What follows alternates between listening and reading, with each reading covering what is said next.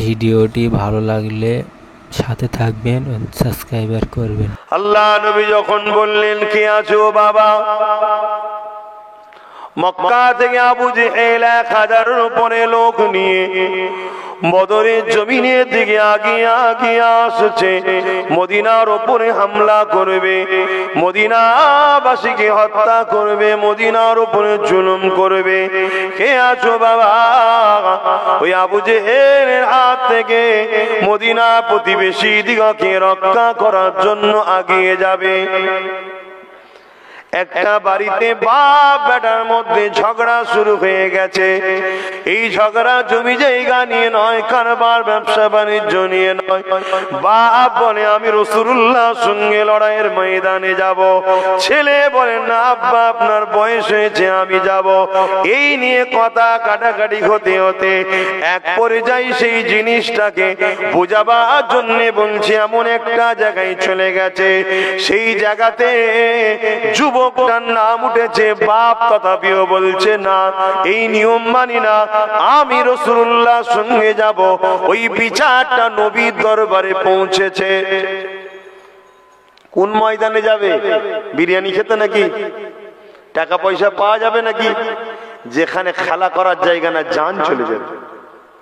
কিসের লড়াই হচ্ছে বাপ বেটায়? যে আমি জান দেবো, বলছে আমি জান দেবো, এটাই তো লড়াই নাকি? আর আজকে কি হচ্ছে? ছেলেদেরকে ডাকলো আসে না, বসতেও চাই না। কি হবে এখানে? কোথায় তারা, কোথায় আমরা? এ যুবক ভাবো, এ দুনিয়ার রং তামাশা চিরস্থায়ী নয়, এই যৌবন চিরস্থায়ী নয়। একদিন তোমাকে সব হারিয়ে চলে যেতে হবে। সেই দিন কি জবাবটা দেবে তোমার আমার মালিক আল্লাহ পাকের কাছে? সেদিন তোমাকে যদি আল্লাহ বলে আমার হাবিব তোদের কাছে যেটা রেখে দিয়েছিল ওই গুলো হিফাজতের জন্য কি করেছে বল। আল্লাহ নবী তো 3টে জিনিস রেখে গেছে, কিতাবুল্লাহ আল্লাহর কোরআন, সুন্নাতে রাসূল নবীর সুন্নাত। 3 নম্বর হলো আহলে বাইতে নবীর খানদান। এই 3টেকে তোরা কিভাবে ধরি জিনিস বল, এই 3টের জন্য তোরা কি করেছিস বল।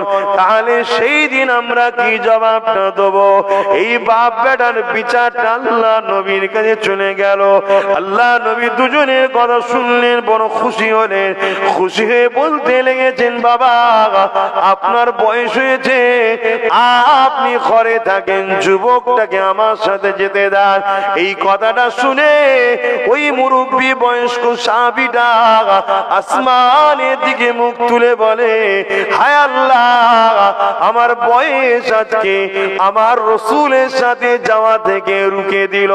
আল্লাহ আমি বড় দুঃখিত হয়ে গেলাম, আমার বয়স আজকে আমাকে রুকে দিল, আফসোস করতে লেগেছে। এ যুবক চিন্তা করে দেখুন, তারা নিজেদের ঘরে আল্লাহ রাসূলের জন্য কুরবান করতে প্রস্তুত, আর আমরা দুনিয়া জমিনে নিজেদের ঘরে শয়তানের রাস্তায় চালাবার জন্য আগে আল্লাহ নবীর ও আল্লাহর আলোচনার মাহফিল আসতে প্রস্তুত নয়। কি অবস্থা আমাদের! আমাদের ছোটবেলা থেকে আমাদের ট্রেনিং গুলো কেউ খারাপ হয়েছে। আমাদের ছেলেদের হৃদয়ে সে একটা একটা করে হিরো বসে আছে। কথা বুঝে আসছে? কারা বসে আছে? তারা দুনিয়ার জমিনে মানুষকে ধোঁকা দেয়, ফট করে, চিটিংবাজি করে, মিথ্যা কথা বলে, তারা সব আমাদের ছেলেদের বুকে বসে আছে। ছোটবেলা থেকে প্রতিটা বাড়িতে উচিত আমাদের ছেলেদের হৃদয়ে একটা করে হিরো থাকবে। আল্লাহ নবী সাহাবাদের ঘরে বসানো দরকার ছিল। আমার মা বোনেদের উচিত বিশেষ করে ছোটবেলা থেকে বাচ্চাদের ঘরে সাহাবাদের জীবনী শোনানো দরকার, কারবালা শোনানো দরকার, ইমাম পাকের জীবনী শোনানো দরকার, হযরতে খালিদ বিন ওলীদের জীবনী শোনানো দরকার।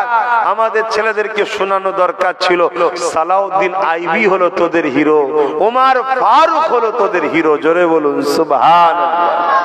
আমাদের মায়েরা শোনায়নি, আমাদের মা বোনেরা গান শুনিয়েছে, টিভি দেখিয়েছে, মেলায় নিয়ে গেছে, এজন্যই তো সমস্যা।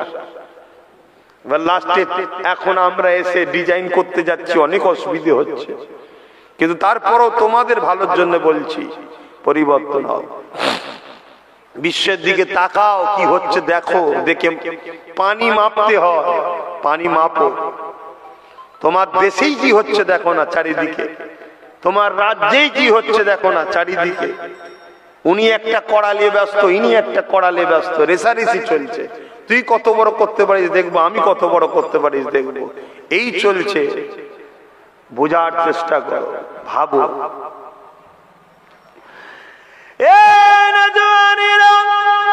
আল্লাহ নবীকে সাহাবারা কিভাবে মুহাব্বত করেছিলেন, আল্লাহ নবীকে সাহাবারা কিভাবে আদব করেছিলেন। যখন আয়াত নাজিল হয়ে গেল, আমার নবী পাকের এক সাহাবী ছিলেন যিনার জন্মগতভাবে গলার আওয়াজটা একটু উঁচু ছিল। এই সাহাবী ঘরে এসে গেলেন, ঘর থেকে একদিন যায়, দুদিন যায়, 3 দিন যায়, আল্লাহ নবীর দরবারে আর যাই না। নবী আমার সাহাবাদেরকে পাঠিয়ে দিলেন, যাও আমার ওই সাহাবীটা 3 দিন হয়ে গেল কেন আসেনি, খোঁজ নাও। আল্লাহ নবী সাহাবারা এসেছে, এসে ঘরে জিজ্ঞাসা করতে লেগেছে এই সাহাবী কেন ঘর থেকে যায় না। ওই বাড়ির লোকেরা বলতে লেগেছে 3 দিন হয়ে গেল ঘরের মধ্যে ঢুকে দরজা লাগিয়ে দিয়ে না খাওয়া না দাওয়া না কারোর সঙ্গে কথা বলা, শুধু যার কাঁদ কেঁদে যাচ্ছে, শুধু কেঁদেই যাচ্ছে, আর শুধু মাঝে মাঝে আওয়াজ দিয়ে বলে আল্লাহ আমি বরবাদ হয়ে গেলাম, আমাকে ক্ষমা করে দিন আল্লাহ, আল্লাহ আমি বরবাদ হয়ে গেলাম। কারোর সঙ্গে কথা নাই, খাওয়া দাওয়া কিছু নাই, এইভাবে কেঁদে যেতে লেগেছে। আল্লাহ নবীর দরবারে খবরটা পৌঁছে গেল। আল্লাহ নবী সাহাবাদেরকে বললেন, যাও আমার সাহাবী দরজায় গায়ে গিয়ে আমি নবী আমার সালাম দাও, সালাম দিয়ে তার কাছে ইজাজত নিয়ে দরজা খুলে তার সঙ্গে কথা বলো, কি হয়েছে শোনো। কথা মতো কাজ হয়ে গেল। সাহাবা হুজুররা খোঁজ নিল কেন আপনি এই ব্যবহার করে। ওই সময় সাহাবীরা বলতে লেগেছে, আমার নবী সাহাবারা আল্লাহ কোরআনের আয়াত নাযিল করে দিয়েছে, তোমাদের গলার আওয়াজ যেন আমার হাবিবের আওয়াজের উপরে না যায়। আর আমার গলার আওয়াজটা একটু উচ্চ, আমি তো নবীর গলার উপরে আমার আওয়াজ চলে যেত, তাই না জানি আমি হয়তো বরবাদ হয়ে গেছি, তাই আমি সব কিছু আমার শেষ হয়ে গেল, এই জন্য আমি কেঁদে যারে যার হয়ে যাচ্ছি। এই খবরটা আল্লাহ নবী দরবারে চলে আসলো। আমার নবী পাক বড় খুশি হয়ে গেলে, জিবরাইল হাজির হয়ে গেল। হাবিব জানিয়ে দিন আল্লাহ বা আপনার সাহাবীর এই আদব ভালোবাসাটাই খুশি হয়ে ওই সাহাবীটাকে জান্নাতি ঘোষণা দিয়েছে। আরো জোরে বলুন সুবহানাল্লাহ।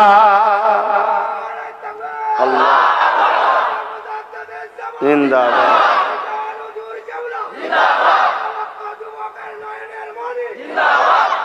আমার স্লোগান দিতে হবে না, নারে তাকবীর, আল্লাহ আকবার, কোরআন সুন্নাহ জিন্দাবাদ, দ্বীন ইসলাম জিন্দাবাদ, আহলে সুন্নাত ওয়াল জামাত জিন্দাবাদ, এগুলো দেন। কথা বুঝে আসছে তো ভাই আমার? আমি যেটা বলতে চাইছি, দেখুন আদব কত, প্রেম কত। আল্লাহ আয়াত নাযিল করেছে, তোমাদের গলার আওয়াজ যদি নবীর গলার আওয়াজের উপরে যায়, তোমাদের আমল পুরো জিন্দেগির আমল, একবার আওয়াজ গেল, একবার বেয়াদবি হলো, বরবাদ। শুনছেন? আমাদেরও তো ভাবা দরকার, নবীর সঙ্গে যেটা জড়িয়ে আছে সেটার সঙ্গে বেয়াদবি করা মানে রাসূলে পাককে আঘাত দেওয়া।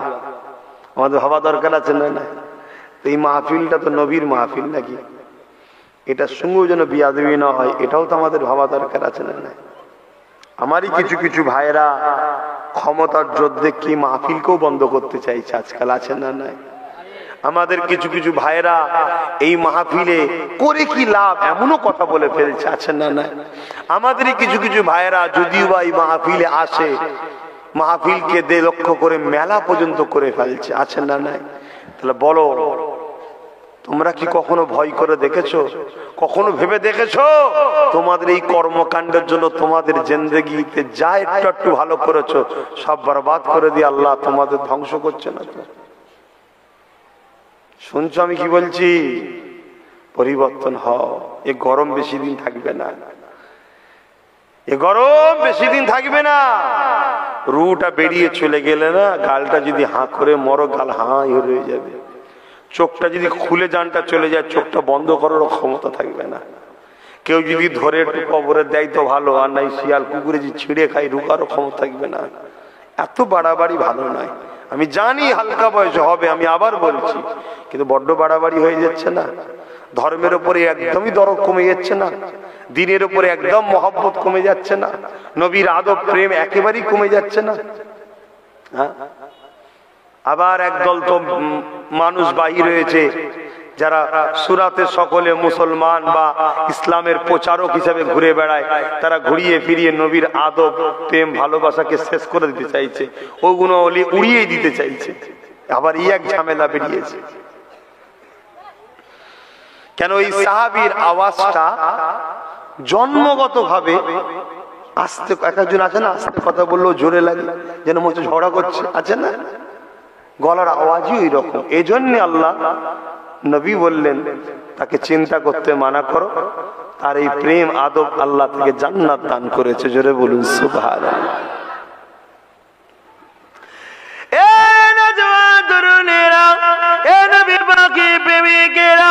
আল্লাহ নবীকে সাহাবারা কেমন ভাবে আদব করত, কেমন ভাবে প্যার করত, দেখুন শুনে রেখে দেন।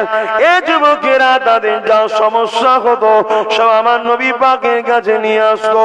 নবী ছাড়া তারা এক কদমও চলতো না। আল্লাহ নবীর একজন সাহাবী রয়েছে, ওই সাহাবীর একদিন একটা উট ছিল, ওই উটটা পাগল হয়ে গেছে, ওই উটটা খেপা হয়ে যে মানুষকে কামড়াতে শুরু করেছে। ওই সাহাবীটা আল্লাহ নবীর কাছে এসে হাজির হয়ে গেছে। ইয়া রাসূলুল্লাহ, হাবিবাল্লাহ, হুজুর ইজাজত দিলে আপনার খেদমতে একটা কথা রাখবো। বলার তাপ তর্মটা দেখুন, বলার স্টাইলটা দেখুন। নবী আর সাহাবা আমাদের জন্য মডেল, একটা শিক্ষা সিস্টেম দিয়েছে। উস্তাদের সাথে, মুর্শিদের সাথে, শায়েখের সাথে কিভাবে কথা বলতে হবে ট্রেনিংটা দেওয়া হচ্ছে। আমাদের এসব ট্রেনিং আছে না? এসব আছে? হুজুর আপনি যদি ইজাজত দেন একটা কথা বলবো, আপনার খেদমতে একটা কথা রাখবো। আল্লাহ নবী বললেন, কি বলছো বাবা বলো। ওই সাহাবী বলতে লেগেছে, আর রাসূলুল্লাহ, হাবিবাল্লাহ, আমার একটা উট ছিল, সে খেপা পাগল হয়ে যে মানুষকে কামড়াতে লেগেছে। এ যুবকেরা, তরুণেরা, বাবেরা, আজকে যদি কোনো মানুষের একটা কোনো গৃহপালিত পশু যদি পাগল হয়ে যায়, সে কোন জায়গাতে যাবে বলবেন তো? যদি আমাকে এখন কেউ এসে বলে যে হুজুর আমার একটা ঘোড়া রয়েছে পাগলা হয়ে গেছে, হুজুর আপনি দেখেন না, আমি কি বলবো? ও তো পাগলা হয়েছে, যে তুই ফুল পাগল হয়ে গেছিস, তুই আমার কাছে এসেছিস কেন? পশু ডাক্তারের কাছে, তাই না? এটাই স্বাভাবিক তো নাকি? কেন এই পশু ডাক্তার তো নয়। কিন্তু আমার নবীকে আল্লাহ কি বানিয়েছে এটাও দেখুন। আহা, কুরবান যাক সে আমেনার লালের কদমে আব্বাস সিদ্দিকীর জান মাল, আমার বাপ মা ভাই বোনের জান মাল, সমান নসলে যত বাচ্চা আসবে সবাই যেন আমেনার লালের কদমে কুরবান হয়ে যায়। বলুন আল্লাহুম্মা আমিন। তোমাদের জন্য এই দোয়া থাকবে তো নাকি? আল্লাহ তোমাদের জানমাল, তোমাদের বাচ্চা নসল সব আমেনার লালের কদমে যেন আল্লাহ কুরবান করে দেয়। বোন আমিন। ভালো তারে বুঝে লাও। প্রত্যেক জিনিসের একটা লক্ষ্য থাকে, প্রত্যেকের একটা লক্ষ্য থাকে। আমার আল্লাহর লক্ষ্য হলো মুহাম্মদ রাসূল। জোরে বলুন সুবহানাল্লাহ। আমার ভালোবাসা ওটা, আমার বন্ধু ওটা, আমার দোস্ত ওটা, ওনার জন্যই সবকিছু করেছি। এটা হচ্ছে আল্লাহর কুদরতি ইচ্ছা। সেই নবীকে চেনো, সেই নবীকে ধরো।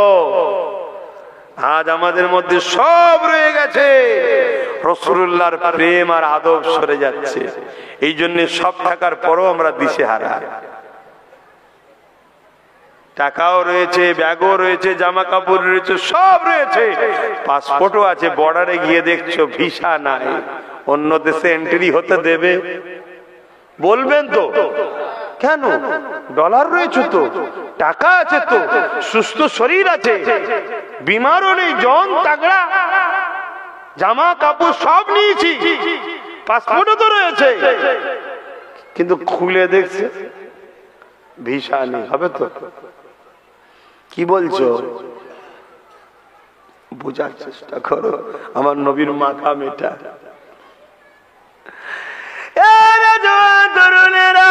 আল্লাহ নবীকে কি সম্মানিত করেছে, আল্লাহ নবীকে কি মাকামটা দিয়েছে। এ যুবকেরা, তরুণীরা, বাপেরা, আল্লাহ নবী সাহাবারা বড় এদিক ওদিক করতে লেগেছে। যে মানুষটা আমার নবীর কাছে কেন এসেছে, তার উটটা খাপা হয়ে গেছে, সে ডাক্তারের কাছে যাবে। কিন্তু আমার দয়ার নবী সাহাবাদেরকে বলতে লাগলে, বাবারা চলো তো দেখি ওর উটটার কি সমস্যা হয়েছে দেখি। আল্লাহ নবী রওনা দিলে, সাহাবারাও পিছু পিছু যেতে লাগলে। আল্লাহ নবী ওই এলাকাতে এসে পৌঁছালে। ওই উটটা গিয়ে গিয়ে গিয়ে মানুষকে তাড়া করে নিয়ে যাচ্ছে, মানুষকে কামড়াতেছে। আর এমন করে নবী পাক উটটার দিকে আগিয়ে আগিয়ে যাচ্ছে। বুঝাবার জন্য বলছি, উটটা ধরুন এদিকে ছুটছে, নবী পাক পিছন দিক থেকে আসছিলেন, উটের দিকে আগিয়ে আগিয়ে যাচ্ছে। উট ওই দিকে মানুষকে তাড়া করে করে যাচ্ছে, কামড়াতে লেগেছে। উটের মালিক বলতে লেগেছে, আর রাসূলুল্লাহ, হুজুর আপনি যাবেন না, ও আপনাকে কামড়ে নেবে। আল্লাহ নবী সাহাবাদেরকে কি বলেছিলেন শোনো, কথাটা মন দিয়ে শোনো যুবক। কোন নবীকে তোমাকে মানতে বলছি, কাকে পিয়ার করতে বলছি, কাকে অনুসরণ করতে বলছি। আল্লাহ নবী বলেছিলেন, এ আমার সাহাবারা, ওই উটটা আমাকে কামড়াবে না, কারণ ওই উটটা আমি মুহাম্মদকে চেনে। আরো জোরে বলুন সুবহান। আজকালকার কিছু মোল্লা মলি সাহেবের থেকে মক্কার ওই উটটা ভালো ছিল, সে চেনে। এরা তো তাও চেনে নবীকে, এরকম আছে না? না, নবীকে চেনে না, অথচ বড় বড় বক্তা হয়ে ঘুরে বেড়াচ্ছে, বড় বড় স্কলার, বড় বড় সব সেজে ঘুরে বেড়াচ্ছে। আফসোস, নবী চিনল না, অথচ সেই নবীর দিনের কথা বলছে মানুষকে। যে নবীর উপরে কোরআন নাজিল হলো, সেই নবী চিনল না, অথচ কোরআনের হাফেজ হয়ে কোরআনের কথা বলে মানুষকে, সেই নবী চিনল না। এটাই দুর্ভাগ্য, আর এটাই তো আল্লাহর পরীক্ষা। আল্লাহ নবী যাচ্ছে, হঠাৎ করে উঠতে ওই দিক থেকে এই দিক ঘুরেছে, রসুলকে দেখতে পেয়ে গেছে, রসুলকে দেখতে পেয়ে গেছে। বুঝাবার জন্য বলছি, কোন গার্জেনকে বা কোন মালিককে তার কর্মচারী যখন বহুত দিন পর দেখতে পায়, একটা পাগলের মতো যেমন হ্যাট হয়ে ছুটে এসে কদমে লুটিয়ে যায়, ওই উটটা আমার রসুলকে যখন দেখতে পেয়েছে, রসুলের দিকে ছুটে আসছে, মাথাটাকে জমিনের দিকে হ্যাট করে এসে আমার রাসূলুল্লাহর কদমে সিজদায় পড়ে যায়। জোরে বলুন সুবহানাল্লাহ। আল্লাহ নবী কি করলেন, তার মাথার যে চুলের অংশ আছে, চুলের অংশটাকে তুললেন, সে উঠলো। নবী পাক সাল্লাল্লাহু আলাইহি সাল্লাম একবার মাথায় হাত বুলিয়ে বললেন, যাও কাজ করো। উট ভালো হয়ে গেল, কাজ করতে শুরু করলেন। জোরে বলুন সুবহানাল্লাহ।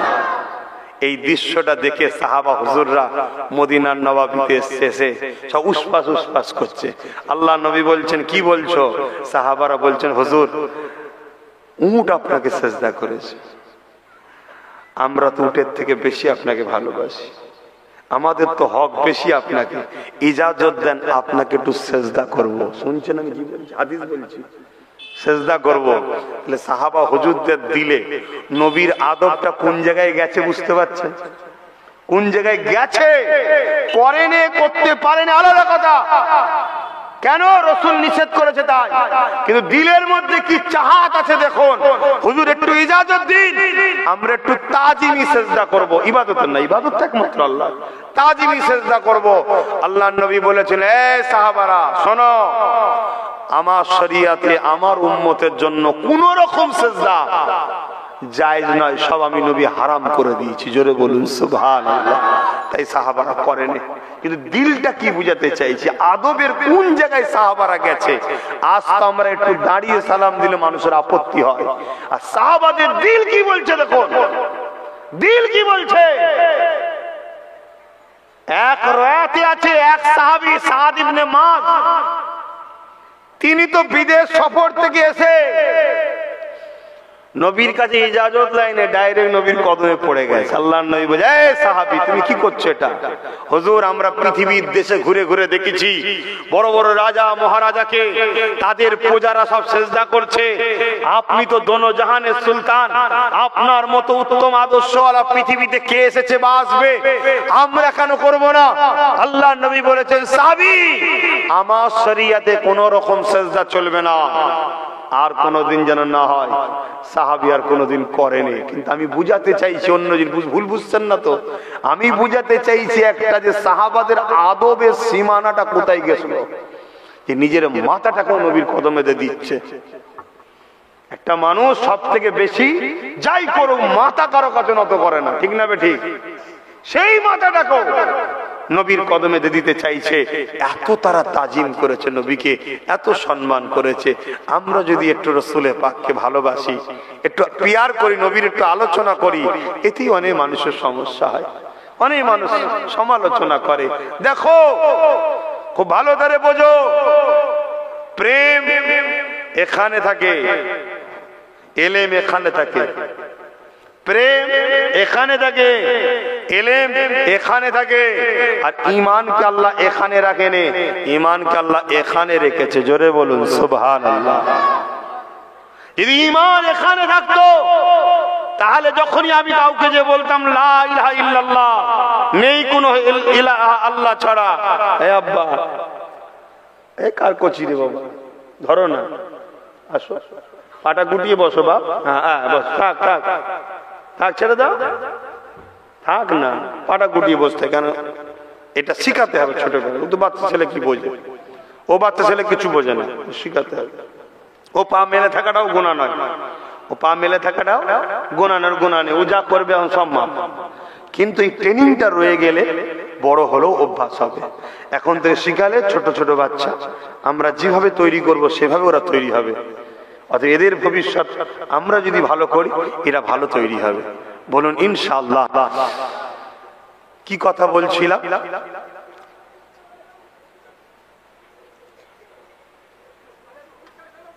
বলুন কি কথা বলছিলাম জান? হ্যাঁ, ঈমানকে আল্লাহ হৃদয়ে রেখেছে।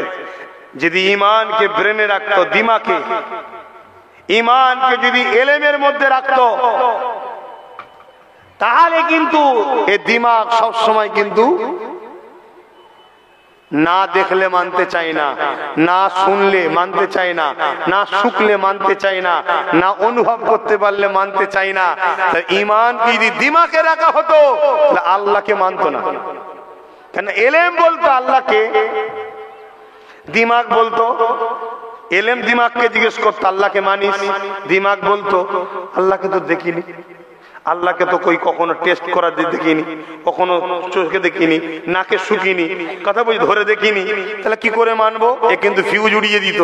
এজন্য আল্লাহ ঈমানকে এখানে রাখেনি, আল্লাহ ঈমানকে হৃদয়ে রেখেছে। কিচ্ছু বোঝেনে, একবার যদি দিল লেগে যায় তো আর তাকে ছাড়বে না। জোরে বলুন সুবহানাল্লাহ। হাজারো দলিল দিক আর যাই দিস, এখানে যখন বসে গেছে আল্লাহ, এ আল্লাহর বেরোবে, এ আল্লাহর বেরোবে না। এই জন্য আল্লাহ এখানে ঈমানকে, ঈমানের জায়গা এইখানে করেছে আল্লাহ। তো এইখান থেকে আমরা নবীকে প্রেম ও ভালোবাসি। হাজারো চক্রান্ত করলে, চক্রান্তকারীরা যুগ যুগ ধরে করে আসছে নবীর থেকে আমাদেরকে সরাবার, নবীর প্রেম নবীর আদব থেকে সরাবার। কেন? তারা জানে ঈমান যতদিন আমাদের মধ্যে আছে ততদিন পৃথিবীর সুপার পাওয়ার। আজকের দিনে পৃথিবীর সুপার পাওয়ার কে? বলুন, আপনারা বলবেন আজকের দিনের পৃথিবীর সুপার পাওয়ার কে? না, আমেরিকা নয়। আমেরিকা যাকে কোলে করে বড় করেছিল, এখন সে আমেরিকাকেও গোলাম বানিয়ে দিয়েছে। যারা মসজিদ আকসাকে মিটাতে চাইছে তারাই হলো আজকে পৃথিবীর সুপার পাওয়ার। ঈমান থাকলে সুপার পাওয়ারের মোকাবেলাতেও পাথর নিয়ে যাওয়া যায়, যেটা আমরা ইতিহাসে পড়েছি, আজকে চোখে দেখছি। বদরের জমিনে যখন 1000-এর উপরে সুসজ্জিত যোদ্ধা তরোয়াল নিয়ে অস্ত্র নিয়ে আগিয়ে এসেছে। আর সাহাবা হুজুররা খাজুরের ডাল নিয়ে আগিয়ে গেছে। কিসের জন্য আগিয়ে গেছে? কেননা অস্ত্রের সামনে খাজুরের ডাল কি হবে, এবং মক্কা সন্ত্রাস যারা এসেছে তাদের হাতে ঢাল তরোয়াল রয়েছে, তাদের সামনে এই খাজুরের ডাল কি হবে, এবং লোহার যুদ্ধের ড্রেস রয়েছে, তাদের সামনে খাজুরের ডাল কি হবে না কি হবে আমরা জানি না। আমার রাসূলুল্লাহর পক্ষে এসেছে এটাই আমরা জানি, আর তাদের হাতে কি আছে না আছে আমরা জানি না। আমরা এতটুকু জানি আমাদের কাছে অস্ত্র না থাকতে পারে, আমাদের কাছে তীর বল্লম ঘোড়া উট না থাকতে পারে, আমরা এতটুকু জানি আমাদের কাছে মুহাম্মাদুর রাসূল আছে। আরো জোরে বলুন সুবহান। আর মুহাম্মদ রাসূল যাদের সাথে আছে তাদের সঙ্গে খোদ আল্লাহ পাক রয়েছে। তাহলে বদরে কিসের জোরে গিয়েছিল? ঈমান। আর আজকে আমাদের দেখুন এত থাকার পরও আমরা পিছিয়ে যাচ্ছি কেন? আমাদের ঈমান দুর্বল। আবার দেখুন, বোঝাবার জন্য বলছি, আপনার গ্রামেও হতে পারে, 2-5টা হতে পারে আমাকে এমন ভালোবাসে। কেন ভালোবাসে? আমি নবীর গোলামি করি তাই। তার উপরে হাজারো জুলুম হচ্ছে, তাও সরাতে কিসের জোর? ঈমান। ঈমানটা সব থেকে আগে বাপ। ঈমান প্রেমের নাম, আদবের নাম। কার উপরে? রাসূলুল্লাহর উপরে। স্বাভাবিক বুঝার চেষ্টা করুন। আপনার কাছে একটা গাছের চারা দেবো, ওই গাছের চারাটা আপনাকে বাঁচাতে গেলেও দুটো জিনিস লাগবে, একটা মাটি আর একটা আবহাওয়া, তাই তো নাকি? এই গাছ যদি এই এলাকা ছেড়ে দিয়ে যে এলাকায় আবহাওয়া নয়, যে মাটির নয়, সেই জায়গায় বসানো হয়, এই গাছটাও মরে যায়। কথা বুঝে আসছে? আমরা যদি আরব দেশ থেকে কিছু গাছ নিয়ে আসি, সেখানকার আবহাওয়া, সেখানকার মাটির গাছ এখানে যদি লাগাই, বাঁচবে না, মরে যাবে। কেন? ওর মাটি আলাদা, এ মাটি আলাদা, ও আবহাওয়া আলাদা, এ আবহাওয়া আলাদা। খুব মন দিয়ে শোনেন। লা ইলাহা ইল্লাল্লাহু মুহাম্মাদুর রাসূলুল্লাহ যেই মুখে বললেন, দিলে বিশ্বাস করলেন, আপনাকে আল্লাহ ঈমানের একটা গাছ দিল, চারা। এই গাছটাকে আপনার বাঁচাতে হবে। ইও দুটো জিনিস চাই, একটা মাটি, একটা আবহাওয়া। বড় হলেই এ ফল দেবে। কি ফল? নামাজ, রোজা, হজ, যাকাত, দান খায়রাত, ঘুষ খাবো না, জিনা করবো না, চুরি করবো না, খারাপ দিকে যাবো না, অন্যায় করবো না, অটোমেটিক ফল দেবে। তো এই মাটিটা আর এই আবহাওয়াটা কি? আদবের মাটি, প্রেমের আবহাওয়া। এই হৃদয়ে রাখতে হবে, তবেই কলেমার চারাটা বাঁচবে, না ও ভেতরে আস্তে আস্তে মরে যাবে। বোঝাতে পারছি তো নাকি? আমাদের হৃদয়ে যদি প্রেম আর আদবের আবহাওয়া না থাকে, আর মাটি না থাকে, কলেমা পড়ার পরও দেখেন না, বেটার বেদি ফোন লিয়া বন্ধ হয়েছে। এই মসজিদে নামাজ পড়লো, ঘোষণা দিয়ে গেল যে কিছু একটা অল্প লোনের টাকা দেওয়া হবে, নতুন অফার বেরিয়েছে, 1% লাখে 1 টাকা, অমনি ছুটবে, ভাই আমায় দেন। হচ্ছে না, হয়নি। কেন? ভেতরে ঈমানের চারা আস্তে আস্তে হয় চলে গেছে, না ঝিমিয়ে গেছে, ফল দিতে পারছে না। এখানে আদব ঢুকান নবীর, প্রেম ঢুকান নবীর। যাদের হৃদয়ে নবীর আদব প্রেম থাকবে, তারা যদি গরিব হয়, তারা হারাম খাবে না, হারাম খাবার আগে ভাববে, আরে আমার নবী পাক 3 দিন পেটে পাথর বেঁধেছিল, আমি সেই নবীর উম্মত হয়ে আল্লাহ না হয় একটু ডাল ভাত খাওয়াচ্ছে, কিন্তু আমি হারামের দিকে যাব না, আমার নবী পাক মানা করেছে এই কাজ করবো না। যাদের হৃদয়ে আল্লাহ নবীর প্রেম ভালোবাসা থাকবে, তাদেরকে ফজর বেলা উঠতেও কেমন করে কষ্ট হবে না। যদিও কষ্ট বাধা দেয় শয়তান, সে লড়াই করে আগিয়ে যেতে লাগবে, কেননা এই ঠান্ডা আমাকে হারাতে পারে পারে না, এই গরম আমাকে হারাতে পারে না। ঈমান এমন একটা জিনিস পরমাণু বোমাকেও ভয় করে না। ঈমান এমন একটা জিনিস পৃথিবীর শক্তিশালী রাষ্ট্রগুলোকেও ভয় করে না। ঈমান এমন একটা জিনিস, এ যুবকেরা তরুণেরা, কারণ ঈমানদাররা জানে দুনিয়া আমাদের জন্য নয়, আর দুনিয়াও সিদরুল মুমিনিন ওয়া জান্নাতুল কাফিরিন। মুমিনদের জন্য দুনিয়াটা জেলখানা, কাফেরদের জন্য দুনিয়াটা শান্তি জায়গা। ঈমানদাররা জানে আমাদের মরতে দেরি হবে, কবরে যাওয়ার সাথে সাথে আল্লাহ নবীর সঙ্গে দিদার হয়ে যাবে। কেননা ইমাম বুখারী বলতে লেগেছে, কবরের জমিনে আমার নবী হাজির হবে, আমার নবীকে হাজির করানো হবে।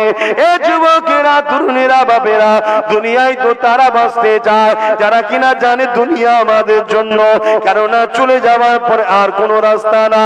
কিন্তু মুস্তাফার গোলামরা জানে দুনিয়া আমাদের জন্য নয়, চলে যাওয়ার পর থেকে আমাদের শুরু হবে। এ যুবক তাই বলে দিয়ে যায়, এই দুনিয়ায় তুমি যত চেষ্টা করো থাকার, এখানে তোমার চিরস্থায়ী থাকা হবে না, একদিন না একদিন চলে যেতে হবে। কিন্তু নবীর প্রেমিক হয়ে, নবীকে আদব করে, নবীর গোলামি করে যদি নবীর দেখানো রাস্তায় আল্লাহ দাসত্ব করতে পারো, নামাজ রোজা হজ যাকাত দান খায়রাত নবী যেগুলো পছন্দ করেছে, এক কথায় কোরআন জানিয়ে দিয়েছে, মা আতাকুমুর রাসূল ফাখুযুহু ওয়া মা নাহাকুম আনহু ফান্তাহু। নবী যা আদেশ করেছে মেনে নাও, নবী যা নিষেধ করেছে ছেড়ে দাও।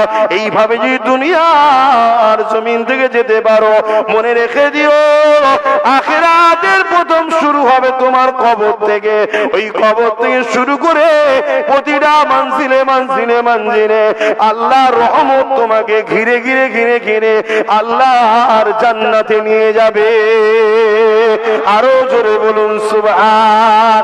দুরূদ শরীফ আল্লাহুম্মা সাল্লি আলা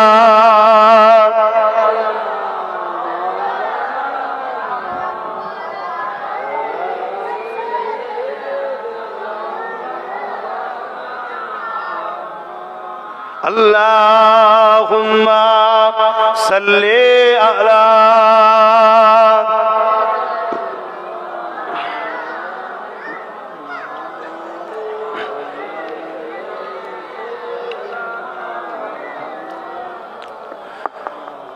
বাদশা তুমি দিন দুনিয়া,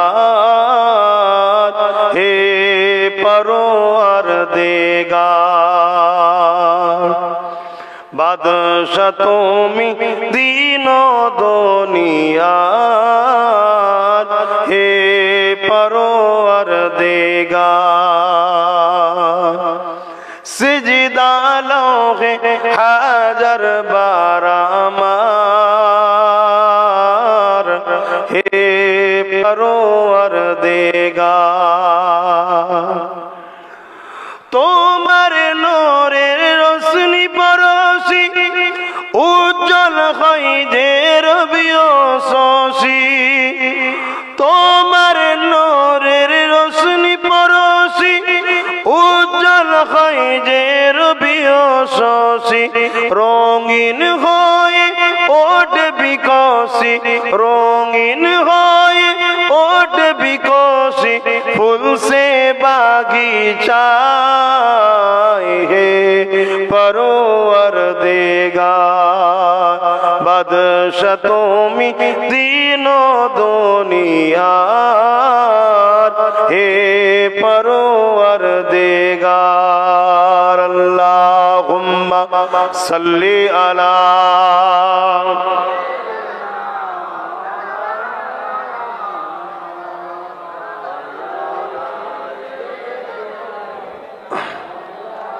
আমার আব্বা জানেরা দোয়া করেন। মাঝে মাঝে শরীর থাকলে অসুস্থ হওয়া ভালো, অসুস্থ না হওয়াটাই খারাপ, অসুস্থ হওয়া ভালো। কমসে কম ওই বাহানায় একটু বেশি বেশি করে আল্লাহ আল্লাহ আল্লাহ করা হয়, ঠিক না? শরীর খারাপ হলে একটু আল্লাহ গো কষ্ট হচ্ছে, আল্লাহ ভালো করে দেয়। এইটা আল্লাহরই দয়া। মুমিনের শরীর খারাপ হওয়া, যদি গুনাহ থাকে গুনাহ মাফ হয়, জোরে বলুন সুবহানাল্লাহ। আর যদি সে বেগুনাহ হয়, অথচ তার শরীর খারাপ, আল্লাহ তার মাকামকে বাড়াতে থাকে, জোরে বলুন সুবহানাল্লাহ। আমরা গুনাহগার কিন্তু বেঈমান তো নয় ইনশাআল্লাহ, তাই তো নাকি? অতএব আমাদের বিহার হওয়া ভালো, গুনাহ মাফ হয়।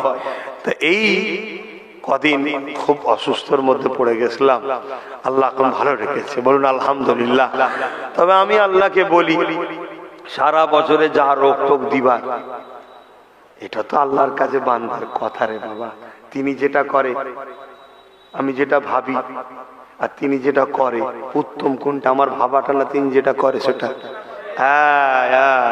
আমরা বুঝি কম, তাই ভাবি বেশি, কথা বুঝে আসছে? তিনি যেটা করে ভালোর জন্য। তারপরেও আমি বলি আল্লাহ, লোকজন সব দাওয়াত করে রাখে 1 বছর আগে, 6 মাস আগে, 1.5 বছর আগে, আর জলসার সময় যদি না যেতে পারি, কমিটিগুলো ফেঁসে যায়, ঠিক না? বিপদে পড়ে যায়। আর আমার জলসা দিনের বেলা হয়, বেশিরভাগ আমি একাই থাকি, কথা বুঝে আসছে? তাই জন্য বলি আল্লাহ, এই বর্ষার সময় জলসা করিনি, বর্ষার সময় সব রোগ টোগ গুলো দিয়ে শোধ করে নেবেন, কমসে কম তাহলে এই সময়টা ঠিক থাকে। এটা আল্লাহর সঙ্গে বান্দার কথা। তাহলে কি হয়, এরাও বেশ বেঁচে যায়। কি তোমরাও বলবে যে আল্লাহ জলসার সময় যেন শরীর খারাপ ভাই যেন না হয়, বাবাজির যেন না হয়, অন্য সময় হয়ে মরে যাই, মরে যাক যাক। যে এ দুনিয়া চিরস্থায়ী নয়।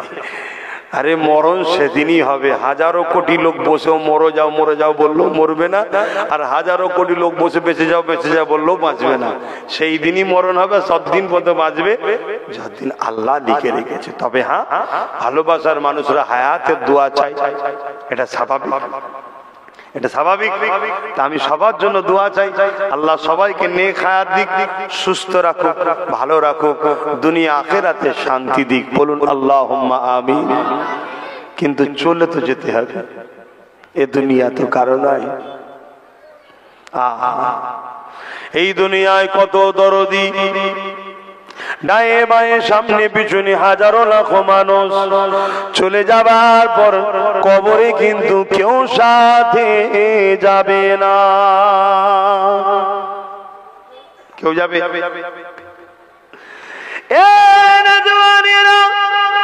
দুনিয়ার কোন বাপ যদি আশা করে, বাবারে তোর জন্য গাড়ি করলাম, বাড়ি করলাম, তোর জন্য সব কিছু কুরবান করে দিলাম, বাবা আমার মনের একটা বাসনা, বাবারে তুই কবরে একটা রাত আমার সঙ্গে থাকবি বাবা। কেননা দুনিয়ার জমিন আমরা নতুন ঘর করলে দেখবেন, ওই ঘরটাকে উদ্বোধনের সময় কুটুমদের দাওয়াত দেওয়া হয়। কেননা নতুন ঘর একা থাকতে কেমন লাগবে, এই প্রথম দিনটা কমসে কম সবাই মিলে একটু হই হাই করে নেওয়া হয়, মিলাদ দেওয়া হয়, খানা খাওয়া হয়, আনন্দ করা হয়। এই যুবকেরা দুনিয়া দিয়ে চলে যে কবরের জমিনে ঘর, যে ঘর সম্বন্ধে কবর রোজ বলতে লাগে, এই দুনিয়ার মানুষেরা এত গাফলতি ভাবে ঘুরে বেড়াও, এত দাম্ভিকতার সাথে ঘুরে বেড়াও, এত অহংকারের সঙ্গে ঘুরে বেড়াও। আমি কবর জানিয়ে দিলাম, আমার কাছে আসার আগে তোমরা তৈরি হয়ে আসো।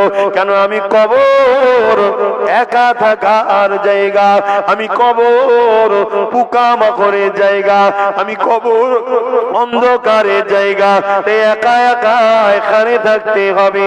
তার আগে তৈরি হয়ে আসো। এই যুবকেরা, তার জন্য আমরা কতটা ভাবি। হ্যাঁ, দুনিয়ায় আল্লাহ দিয়েছেন সংসার, গাড়ি করো, বাড়ি করো, ইসলামে কোনো নিষেধ নাই, কিন্তু কবরের জন্য তো তৈরি হও। ওখানে কি করে তুমি জান্নাতি হাওয়া পাবে, কি করে তুমি কবরে আলো পাবে, এটার জন্য তোমাকে তো তৈরি হতে হবে। এই যুবকেরা, তরুণীরা, বাপ যদি ছেলেকে বলে বাবা আমার কবরে একটা দিন থাকবি, পৃথিবীর কোন ছেলে কি আছে বাপের সঙ্গে একদিন কবরে থাকতে রাজি আছে? না না, কেউ থাকবে না। মাকে কত ভালোবাসি, মাকে কত পেয়ার করি, মায়ের জন্য ঝগড়াও করে ফেলি, মায়ের জন্য লড়াইও করে ফেলি, মায়ের জন্য জানও দিয়ে ফেলি, কিন্তু এই মা যদি বলে বাবারে আমার সঙ্গে একটা রাত থাকবি, বাবা একা একা কি করে থাকবো বাবা, পৃথিবীর কোন ছেলে মেয়ে কি আছে বাবা মার সঙ্গে একটা দিন থাকবে? এই তোমরা থাকবে গো? আচ্ছা তোমাদের ঘরে যদি তোমরা বাপ মাকে বলো যে আব্বা মা এত ভালোবাসো, নিজেদের শখ শান্তি সব ছেড়ে দিয়ে আমাদেরকে লালন পালন করে বড় করেছো, আমাদের সঙ্গে তুমি আব্বা আর মা একসাথে কবর থাকবে একদিন, আমি যদি চলে যাই আগে, এ থাকবে? তাহলে আত্মীয়তা কোন জায়গায়? নিঃশ্বাসটা ফুরানোর আগ পর্যন্ত, ফুরিয়ে গেলেই শেষ। কিন্তু যারা আমেনার লালের জন্য সম্পর্ক করে, বলুন বলুন বলুন, তারা জান্নাত যাওয়া পর্যন্ত সম্পর্ক থাকে। জোরে বলুন সুবহানাল্লাহ। এজন্য বলি দেখো আমার যুবকরা, আমি তোমাদের দুনিয়ার কোন লিডার নেতা মন্ত্রী নয়, আমি তোমাদের নবীর গোলাম, একটা দিনের খাদেম। বন্ধুত্ব যদি করতে পারো করো, জান্নাত পর্যন্ত একসাথে থাকবো ইনশাল্লাহ। বলুন ইনশাল্লাহ। আর যদি মনে হয় দৌড় বাবু তোমার সঙ্গে থাকলে কি টাকা পাওয়া যাবে, 500 টাকা দেবে, বিরিয়ানি দেবে, আমার কাছে নেই ভাই, কিন্তু আমি দোয়া করব আল্লাহ তোমাকে এত দেবে তুমি লোককে দান করতে পারবে। বলো ইনশাল্লাহ। কি বিশ্বাসে মেলাই বস্তু তর্কে বহুদূর, কিন্তু সেই ভক্তি ভালোবাসা, সেই আদব, সেই কায়দাগুলো থাকতে দরকার, তো সেই বিশ্বাস থাকা দরকার। আর আমার কওমের ক্ষতি হওয়ার আর একটা কারণ, এদের অনেক হুজুর, এদের অনেক বক্তা, এদের অনেক মুলি সাহেব। হিংসা নয়, বাস্তব। এক একজন এসে এক এক রকম ভাবে এদেরকে ওয়াজ করছে, লাস্টে এরা খিচুড়ি টাইপের হয়ে গেছে। যেমন রান্নাঘরের না হচ্ছে, একজন পানি দিয়েছে, একজন নুন দিয়েছে, একজন লঙ্কা দিয়েছে, একজন তেল দিয়েছে, একজন আদা দিয়েছে, একজন রসুন দিয়েছে। এই ওই খানার খাওয়া যাবে? বলবেন তো? পরক্ষণে যে প্রথম পানি দিয়েছিল সে আবার ঘুরে এসে বলছে নুন দিয়েছে না দেয়নি, আবার একটু নুন দিয়েছে। যে দ্বিতীয়বার নুন দিয়েছিল সে ভাবলো লঙ্কা দিল না দিল না, আবার একটু দিল। ও খানা খাওয়া যাবে? এই জন্য তো ইসলামের হুকুম, তুমি একটা গার্জেন ঠিক করো। কি গার্জেন? শিক্ষার গার্জেন। আমি তো প্রায় জায়গায় বলেছি বোঝো, কারণ নিজেদের মধ্যে দলাদলি করার সময় নয়, ফেদনা করার সময় নয়। তোমার যাকে ভালো লাগে তুমি তাকে বসে থাকো, সে যেখানে আসবে তুমি সেখানে যাবে, তাকে আনবে, তার বাড়িতে যাবে, তাকে তোমার বাড়ি নিয়ে আসবে, তা এইভাবে তার সাথে থাকো। বাকি কে কার সাথে কি করছে দেখার সময় নেই, কিন্তু দিনের শেষে তোমরা সব ভাই ভাই গ্রামে মিলেমিশে থাকো। মিল আছে গ্রামে? নেই। এক তো পার্টিগত ভাবে ডিভাইড আছে না, না শয়তানি করতে করতে শেষ। আবার ধর্মীয় ডিভাইড, এই হুজুরের মুরিদ, এই বক্তার মুরিদ এই দল করে, ওই দল করে, আছে না নাই? কি হবে? থাক, বেশি ভাবলে আমি পাগলা হয়ে যাবো। এইসব ভেবে ভেবে আমার অবস্থা খারাপ। কিন্তু চারিদিকে যেভাবে সমুদ্র বাঁধ ভেঙে গেলে যেমন আসে, তার থেকেও গতিতে মুনাফিক আর দুশমনরা হাত মিলিয়ে দিয়ে আমাদেরকে মারতে আসছে, তার থেকেও গতিতে। খেয়াল করে দেখো না কি হচ্ছে দুনিয়ায়। কিন্তু আমাদের তো কোনো খেয়ালই নেই। আমাদেরকে কেউ যদি 100 টাকা দেয়, বাজারে বসে চা টা খেয়ে ফিস্টি করে টিভি দেখে আর করে হই হই করে ঘরে চলে এলাম, ও যা হয় হবে, যা হায় হায় হায়। তো সময় তো কম, আসেন একটু সালাম দিয়ে আর কি করবো। দাঁড়িয়ে দেবেন না বসে দেবেন? এই নিয়ে আবার ঝগড়া টগড়া করেন না, এখন সব ঝগড়া টগড়া শুরু হয়ে যাচ্ছে। হ্যাঁ, যার ভালো লাগবে না সে বসেই দে। ইয়া নবী সালাম,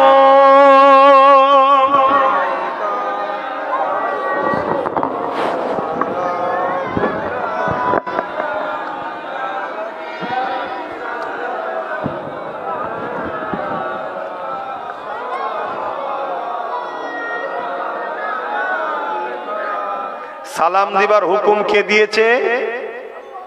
বলুন বলুন। আল্লাহ বলেছেন সাল্লু দরুদ পড়ো সাল্লিমু সালাম দাও। শুনছেন? আল্লাহ এই খাদ্যগুলোকে হালাল করেছে, এগুলো খাওয়া হালাল। কথা বুঝে আসছে? আপনি রান্না করে খাবেন না আপনার কাঁচাতে টেস্ট, না আদা ঝাল সেদ্ধ করে খেলে ভালো হয়, ওটা আপনার রুচি, ওটা আপনার রুচি। আল্লাহ বলেছেন নবীকে সালাম দাও। বসে বসে দেবেন, দাঁড়িয়ে দেবেন, না সব থেকে উত্তম আদবের সাথে দাঁড়িয়ে দেওয়া, সেটা আপনার রুচি, আপনার প্রেম, আপনার ভক্তি, আপনার ভালোবাসা। আমরা দেখেছি পৃথিবী জুড়ে বড় বড় আলেম ওলামা, মুফতি, মাশায়েখ, পীর, তেনারা সব দাঁড়িয়ে দাঁড়িয়ে মাহফিলে তো নবীকে সালাম দিয়েছে, তাই আমরাও দিয়ে আসছি। কথা বুঝে আসছে?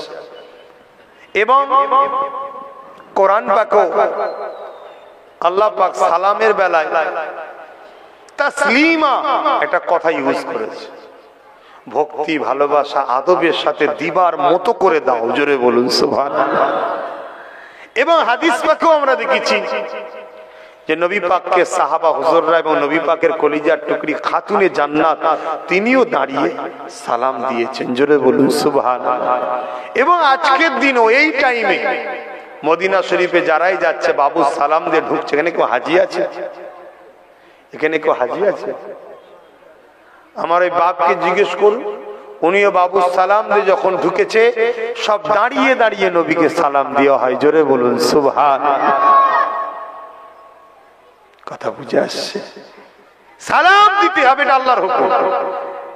এবারে আমরা প্রেমের সাথে, আদবের সাথে, ভক্তির সাথে দাঁড়িয়ে দিই। কথা বুঝে আসছে? আসেন এ বিষয়ে ইখতিলাফ নিজেদের মধ্যে করবেন না। এই ভারতবর্ষে চারটে দল আছে যাদের দ্বারা পুরো ভারতের মানুষ ইসলাম পেয়েছে। বড় বড় চারটে দল, একটা ফুরফুরাওয়ালা, একটা দেওবন্দিওয়ালা, একটা বেরেলিওয়ালা, আর একটা জোনপুরিওয়ালা। এই দলের যারা মুরব্বী, যেমন ফুরফুরার মুরব্বী আব্বাস সিদ্দিকী নয়, বড় হুজুর, মেজে হুজুর, সেজে হুজুর, ন হুজুর, ছোট হুজুরও নয়। কে? ঠিক দেওবন্দীদের মুরব্বীকে হাজি ইমদাদুল্লাহ মহাজের মক্কি, বেরেলিদের মুরব্বীকে আলা হযরত আহমদ রেজা খান বেরলভী, জোনপুরীদের মুরব্বী কি কারামত আলী জোনপুরি সাহেব। ইনারা চারজনই নবীকে দাঁড়িয়ে সালাম দিয়েছে। জোরে বলুন। এই ভারতের মানুষ মুসলমান, ইসলাম পেয়েছে ইনাদের দ্বারাই। আর ইনাদের সবার ওপরে মুহাদ্দিসিনদের যিনি ইমাম, যিনার দ্বারা আমরা হাদিস পেয়েছি, আব্দুল হক মুহাদ্দিস দেলভী রাহমাতুল্লাহ আলাইহি, তিনিও নবী পাককে দাঁড়িয়ে দাঁড়িয়ে সালাম দিয়েছে। জোরে বলুন সুবহানাল্লাহ। অতএব চারিদিকে কি হচ্ছে দেখুন, দেখে নিয়ে এসব নিয়ে যারা নিজেদের মধ্যে মতানৈক্য তৈরি করবে, খুবই দুর্ভাগ্যের বিষয়, সেটা খুবই ক্ষতি করবে আমাদের জন্য। তাই আমার মনে হয় আপনি যে স্কুলের ছাত্র, আপনি সেই স্কুলে যান, আপনার শিক্ষকের কাছে বসুন, আপনার শিক্ষক আপনাকে যা সবক দিয়েছে আপনি মুখস্থ করুন, শিক্ষককে যে শোনাকে যান। আমার স্কুলে আমার শিক্ষকের কাছে আমি যাব, আমার শিক্ষক আমাকে যা দিতে আমি মুখস্থ করি, আমার শিক্ষককে যে শোনাবো। আপনি আপনার যান, সে যার যাক, কিন্তু স্কুল থেকে বেরিয়ে এসে ওই মাঠে খেলাতে যেন চারজনকে পাওয়া যায়, বাজারে যেন একসাথে থাকি, গ্রামে যেন একসাথে থাকি, মিলেমিশে যেন একসাথে থাকি। নিজেদের মধ্যে ফতোয়াবাজি করে ঝগড়া করবেন না। আর আপনার হুজুর কি শিখিয়েছে আমাকে শেখাবার দরকার নেই, আর আমার হুজুর কি শিখিয়েছে আমি আপনাকে শেখাতে যাব। আপনি আপনার লে থাকেন, আমি আমার লে থাকি, এতে তাহলে আমাদের মধ্যে মিলটা থাকবে। এভাবে থাকলে ভেঙে দেবে, এভাবে থাকলে ভেঙে দেবে, এভাবে থাকলে ভেঙে দেবে, এভাবে থাকলে ভেঙে দেবে, এভাবে থাকলে ভেঙে দেবে। আমরা যদি এইভাবে থাকি তাহলে সবাই আমরা সেফটি। কথা বুঝে আসছে? যার হুজুর, যার শায়েখ, তার ইমাম, তার যা আছে ছেলে থাকুক। কথা বুঝে আসছে? আর এরপরেও যদি আপনারা কেউ জোর জবরদস্তি করে বলেন কোরআন হাদিসে কোথায় আছে, আমি দুঃখের সাথে বলতে হয়, কোরআন হাদিসের থেকে যদি সরাসরি কোনো জিনিস প্রমাণ হয়, হয় সেটা ফরজ হবে, নাই ওয়াজিব হবে, নাই সুন্নতে মুআক্কাদা হবে। তরক করলে গুনাহগার হবে। যদি কেউ বসে দেয় গুনাহ হবে।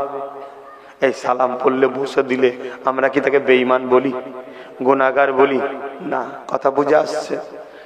এইগুলোকে বুঝবেন, বুঝে নিজেদের মধ্যে মিলেমিশে থাকুন। আল্লাহর রাস্তে বলে গেলাম, আমার দাদা হুজুর পীর কেবলা, আমার মুর্শিদ যিনি, তিনি কি বলেছেন? বাবারা, আল্লাহ তিনাকে জবানার মুজাদ্দেদ করেছে, আর নবী আসবেন। এবার কি আসবে? মুজাদ্দেদকে মানতেই হবে। শুনছেন তো নাকি? হাদিস পাক নবী বলেছে, মাই জাদ্দুদুল্লাহ দিনা, দিনের মধ্যে মুজাদ্দেদ আসবে, তাকে মানো।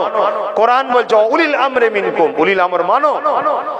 তিনি বলছেন, বাবারা, আমার জ্ঞান এলেমের দ্বারা আমি রিসার্চ করে দেখেছি, আমি আবু বকর নবীর আদবে, সাহাবারা তো নবীর আদবে নিজেকে কি করতে চেয়েছিল? চেষ্টা করতে চেয়েছিল। হুজুরের ইজাজত দেয়, নবী ইজাজত দেয়নি। এই বন্ধ, আমার শরিয়াতে চলবে না। সাহাবারা করেন। বাবারা, আমরা একটু নবীকে যখন সালাম দেবো, একটু আদবে দাঁড়িয়ে দেবো। বাবা, একটু দাঁড়িয়ে দেবো। আমি দিই, আমার মুরিদরা দেবে।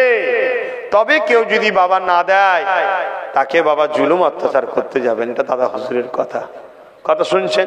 কিন্তু আমাদেরও তো একটা বক্তব্য, কেউ যদি দেয় সেই জায়গায় তাকে আবার হারাম টারাম বেদাত তেদাত বলে গালিগালাজ যেন না করা হয়, তাহলে তো ভালোবাসাটা ঠিক থাকবে নাকি গো?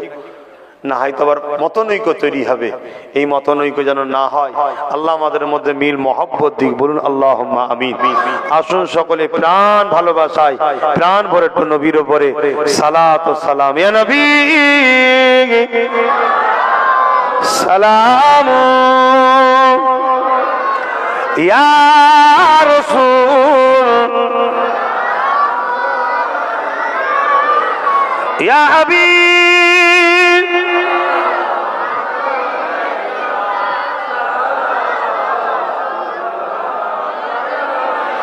তালাআল বদরু আলাইনা মিন শানিয়াতিল ওয়াদাই ওয়াজাবা শুকরু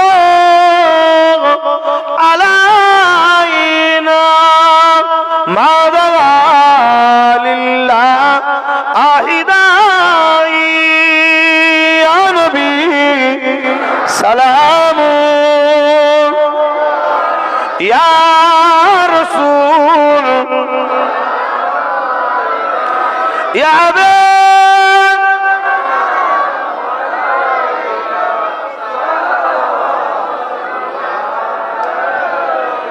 সকলে বসুন, গায়ে গায়ে রব্বি সাল্লিম সাল্লিম দাইমান আবাদা। বালাগাল উলা বিকামালিহি, কাসাবাত দুজা বিজামালিহি, হাসানাত জামিউ কুসালিহি, সাল্লু আলাইহি ওয়া আলিহি।